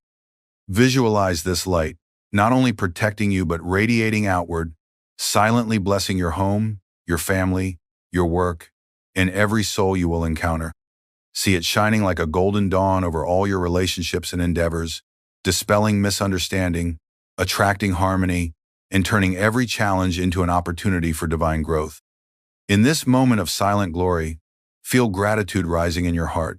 Whisper softly, Beloved Lord, thank you for this aura of light, for this shield of thy presence. May it remain unbroken, unshaken, and undimmed, a testament to thy eternal protection. I offer this day to thee. Guide me in every thought, every word, every action, that I may reflect thy light in all that I do. Rest for a minute in stillness, feeling only peace, as though you are a radiant sun shining from the center of the universe. When you open your eyes, know that this light remains with you. It will not fade with the morning or with the turning of hours, for it is not of this world, it is the eternal aura of spirit awakened within you. Carry this prayer, beloved, into every dawn of your life. Begin each day with these affirmations, these breaths of light, this silent communion. Guard your aura as you would guard a sacred treasure, for indeed it is, the treasure of your own divine soul shining in harmony with the infinite. Walk now with confidence, with joy, and with unwavering trust that you are forever surrounded by God's radiant protection. And as you move through the world, may your shining aura become a blessing to all, a beacon that draws others toward the same eternal light in which you live, move, and have your being. Each morning is a resurrection. Each sunrise is not just the light returning to the earth, but the divine whispering softly to your soul, begin again. Yet how many rise from their beds not with reverence but with resignation? How many souls, still luminous in their essence, stumble into wakefulness, repeating the same thoughts, the same fears, the same heavy habits, never realizing that the dawn is not a continuation of yesterday, it is an invitation to eternity. You, beloved one, are not bound to relive the past unless you choose to, and most souls do choose, but not consciously. They choose by omission, by silence, by failure to claim their divine inheritance with the first breath of the day. You were not sent here to wake up and remember your worries. You were not sent to glance at a glowing screen and reabsorb the illusions of the world. You were not sent to immediately rehearse the script of yesterday's burdens. You were sent to rise as a soul, not as a servant to fear. You were sent to begin your day not as a reaction to the past, but as a conscious declaration of union with the infinite. For morning is not yours alone. Morning belongs to God, and your soul, if it listens in silence, will feel the sacred summons that arrives with the light. There is a window just after waking when your spirit is most open, when the veil between the conscious and the superconscious is thin, when your energy is not yet scattered, when your breath is still aligned with the rhythm of the divine. It is in this window that you must speak, not ordinary speech, but soul speech, not words from memory, but words from origin. And what you say in this sacred moment does not simply describe the day, it creates it. For destiny does not arrive as fate. It unfolds according to the magnetic vibration of your thought, your will, your declaration. Most souls do not realize this. They do not know that each day is like a seed, and the first words they speak are the water that determines how that seed will grow. They enter the day with hesitation, with mental clutter, with karmic fog, and then wonder why they feel bound by the same limitations. But hear me now, with the ears of the heart. You are not bound to yesterday. You are not bound to your history. You are not bound to anything that does not reflect the divine spark in you. Each morning, the divine gives you a brush and a blank canvas. What you paint is not determined by the past, but by your present alignment. Say this now, even before I teach you the sacred phrase, I will no longer awaken as a servant to karma. I will awaken as a channel for spirit. Let this be your vow. Let your first breath be prayer. Let your first word be power. Let your first thought be light. And you will begin, not another day of repetition, but a new destiny. There is a divine law written into the fabric of all existence. Energy follows thought, and thought becomes destiny. But most do not understand how near God stands to the doorway of their consciousness each morning. They assume destiny is a distant decree, set long ago, immovable. They believe they must submit to it passively, endure it stoically, or chase it desperately. But this is not so. Destiny is not a cage built in the heavens. It is a stream of karmic currents, shaped and reshaped by the soul's inner posture. And the soul that knows this law and applies it at dawn becomes the sculptor of its own divine unfolding. Let me make this plain. Your destiny is not fixed. It is fluid. It does not sit in the sky like an angry script. It unfolds according to the vibration you hold. And vibration begins not in action, but in thought. And thought, when spoken with intention, becomes magnetism. When you speak from your divine center, when your spine is lifted, when your breath is still, when your gaze is inward and your words are sacred, you are not merely thinking. You are transmitting spiritual electricity into the fabric of reality itself. The ancient rishis knew this. They began their day not with planning, not with movement, but with utterance. Sacred sounds, Divine phrases, words not chosen by the intellect, but revealed through inner attunement. They understood that when the word is spoken from the soul, it does not just fill the air, it enters the causal blueprint of one's life. It sends a new vibration into the ether, reshaping the karmic field. This is the science of spiritual action, and it is activated most powerfully in the stillness of morning. You must understand, your words are not nothing. They are seeds. They are instruments. They are vessels for divine current. And each morning, before the winds of the world begin to blow through your thoughts, you are given the rare moment to plant something sacred. If you rise and speak from fear, from habit, from restlessness, then those seeds grow accordingly. But if you rise and speak from the spinal throne of God within, then what you say becomes law. Not because you have willed it, but because you have aligned with the will that shapes galaxies. Let me offer you a simple image. Imagine that your thoughts are threads. Each thread you send into the world attaches itself to an outcome, to a vibration, to a karmic possibility. Most people spin tangled webs by noon and spend their lives trying to untie what their own unconscious thinking created. But the soul who speaks with God in the morning spins golden thread, straight and luminous, drawing to itself that which is elevated, pure, expansive. So now say silently, I no longer speak to describe my life, I speak to direct it. I no longer think thoughts of fate, I transmit thoughts of divine design. This is not theory, this is law. This is the law of vibration, the law of alignment, the law of sacred speech. And tomorrow morning it will be your law, if you choose it. Why is it that so many souls, though sincere in their longing, awaken day after day only to re-enter the same corridors of fear, frustration, and fatigue? Why does the promise of morning fade by mid-afternoon into the familiar weight of yesterday's burdens? It is because the subconscious, left untrained, becomes the tyrant of your destiny. It is not evil. It is not malicious. It is simply automatic. And the subconscious, when left unspoken to by the soul, repeats what it knows. It obeys patterns. It loops memories. It follows grooves worn deep by old thoughts. And thus, what most call life is simply the echo of a forgotten will. Understand this, dear one. If you do not command the inner kingdom each morning, the ghosts of yesterday will take the throne. If you do not speak with authority, the old voices will return.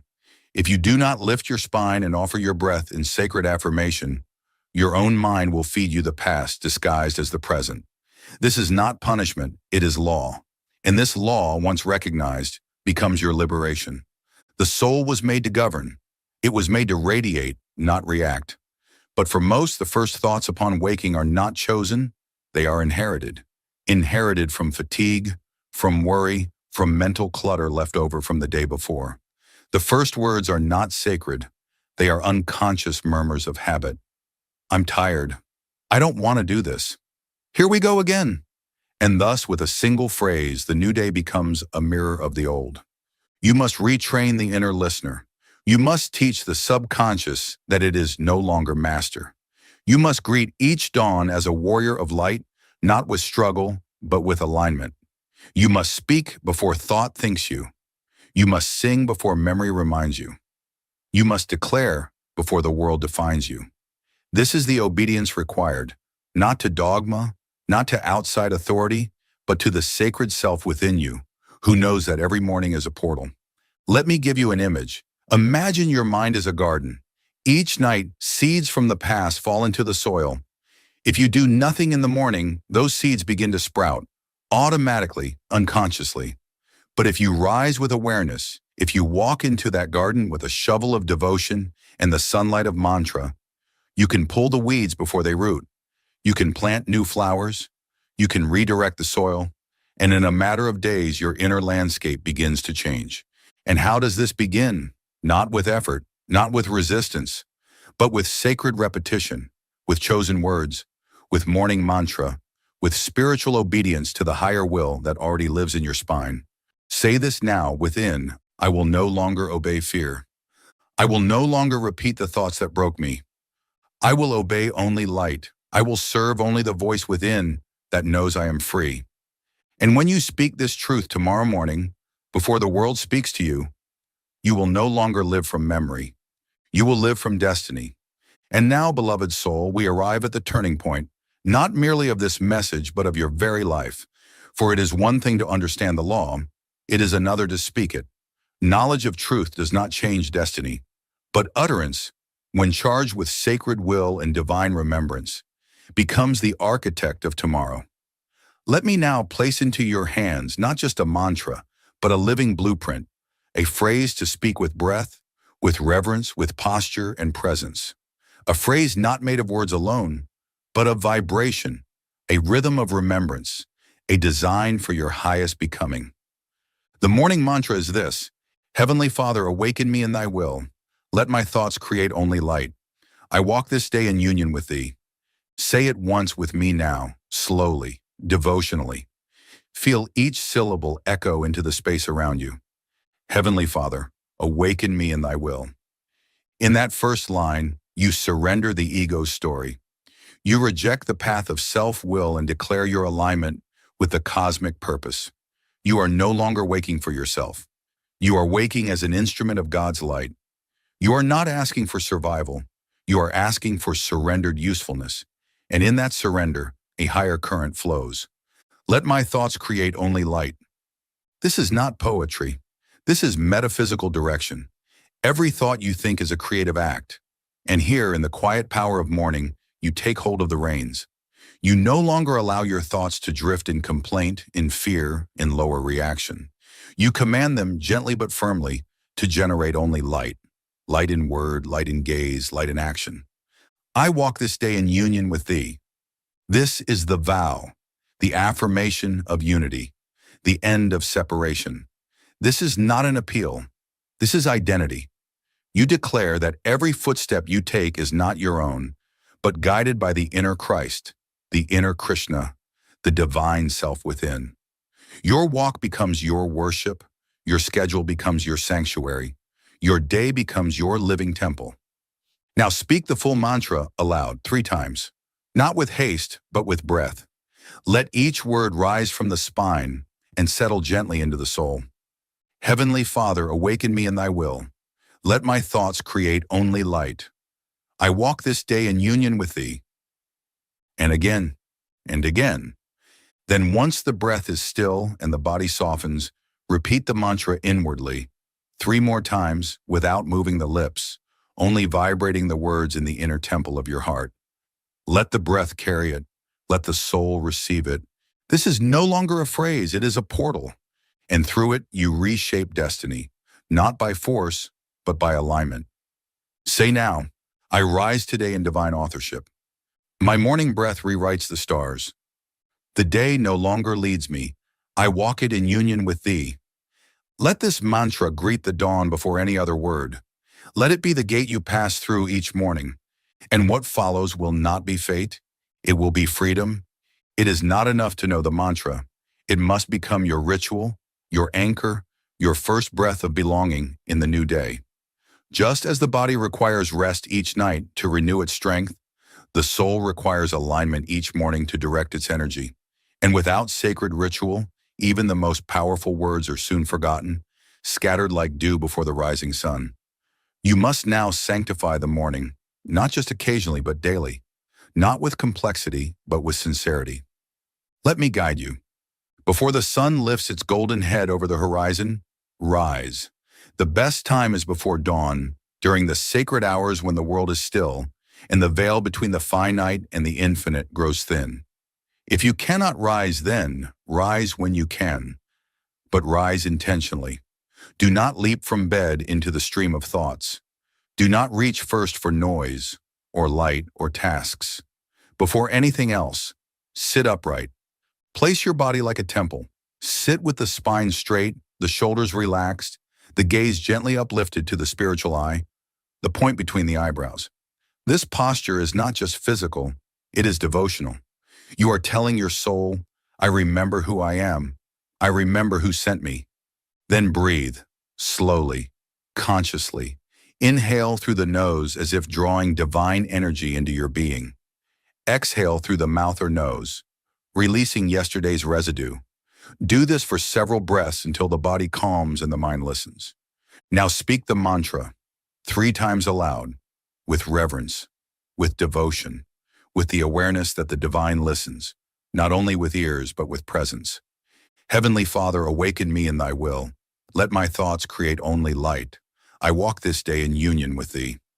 As you speak, visualize golden light entering your spine, rising gently to the brain.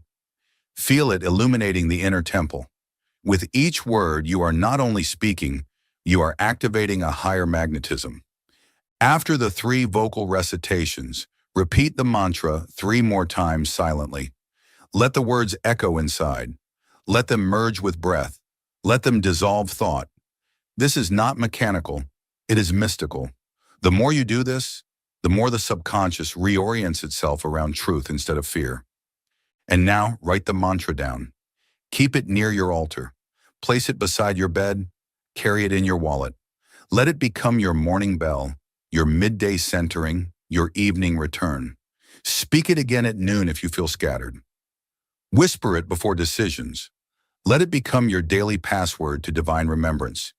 You may also add simple enhancements. Light a candle before you speak. Place a flower nearby. Anoint your third eye with fragrant oil if you feel called. These are not necessary, but they help the body to remember that it too is sacred. But above all, let this be your rule. Do not begin your day in speech until you have spoken with God. Do not allow the world to enter before the divine has been welcomed. Your destiny waits, not in hours to come, but in the first 5 minutes after waking. Say this now within, my first breath belongs to God. My first word shapes eternity. Each morning I rise as a builder of divine worlds. Let no day begin without this offering, and no day will end without fruit.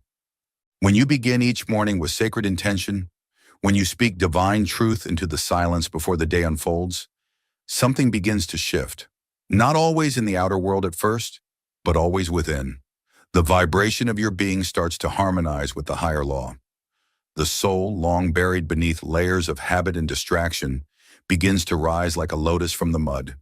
And though you may not see it all at once, the signs that you are reshaping destiny will begin to reveal themselves, not with fanfare, but with stillness, not through control, but through inner freedom. You may notice first that your reactions are different. Where you once trembled, now you pause. Where you once complained, now you breathe. The things that used to pull you down no longer have the same gravity. This is not indifference, it is transcendence. You are no longer tangled in the web of past patterns. You have begun to vibrate from a deeper truth, and the karmic strings that once bound you begin to loosen and fall away. You may begin to feel lighter, unburdened, not because your problems have disappeared, but because you no longer carry them with the same identification. The mantra each morning has tuned your inner ear to the voice of the soul, and that voice does not speak in fear. It speaks in certainty, in surrender, in sacred knowing. And this sacred knowing begins to shape your choices, your interactions, your timing. You may even begin to see outward signs, opportunities arising without effort, doors opening that had long been shut, people coming into your life as if summoned by the energy you now radiate. But hear me clearly. These are not rewards, they are reflections. Reflections of the inner alignment you have cultivated. You are not earning a better life. You are simply remembering who you are and allowing that remembrance to shape your field. And there will be days when it feels invisible. Days when doubt returns. Days when fatigue whispers, this is pointless. And on those days, the ego will say, see, nothing has changed. But the soul knows better. The soul knows that transformation does not arrive in fireworks. It arrives in fidelity, in showing up, in speaking the mantra even when the sky is gray, even when the mood is low, even when the body aches. Because each time you say it, you are chipping away at the wall of illusion. You are laying bricks of light into the architecture of your becoming. You are not shouting to change the world. You are whispering to align with the infinite. Say this now within, though the world remains the same, I am no longer the same within it. Though time moves forward, I reshape the direction of my days. My destiny is not written in fear, it is written in light, and I am its author. Let these be the signs you seek, not fireworks, but fidelity. not miracles, but meaning. And the destiny that unfolds will not feel foreign. It will feel like home. Even the sincere soul, the devoted seeker, the early morning warrior of light can find themselves pulled back into the tide of the world. Perhaps by noon, your breath has quickened. Perhaps a shadow has risen, an old fear, an unexpected conversation, a sudden wave of doubt. And in that moment, you may feel you have lost the divine thread. But I tell you with all the love of the infinite, you have not lost it. You have only looked away. And looking back is all that is required to reclaim it. Do not judge yourself for forgetting. The world has been designed to distract. Maya weaves a subtle spell, even around those who pray. But midday is not the end.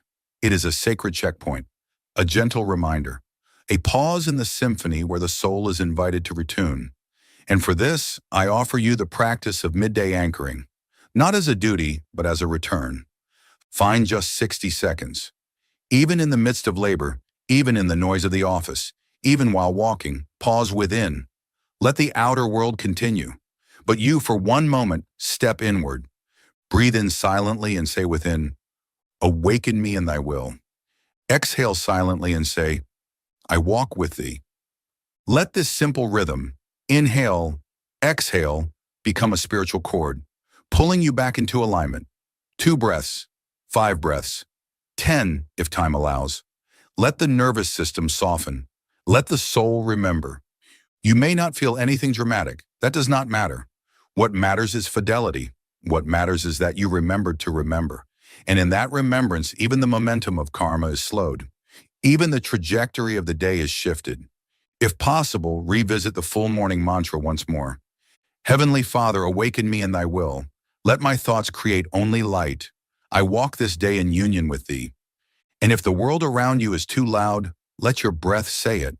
Let your posture say it. Let your gaze, lifted just slightly, say it.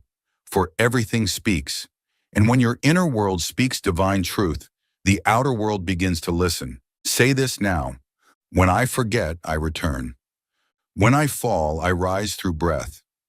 I am never far from the light, only one breath away. Midday is not a disruption. It is a sacred invitation.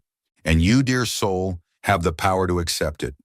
Now, beloved one, the day stands before you, not as a script written in stone, but as a scroll still waiting to be inscribed.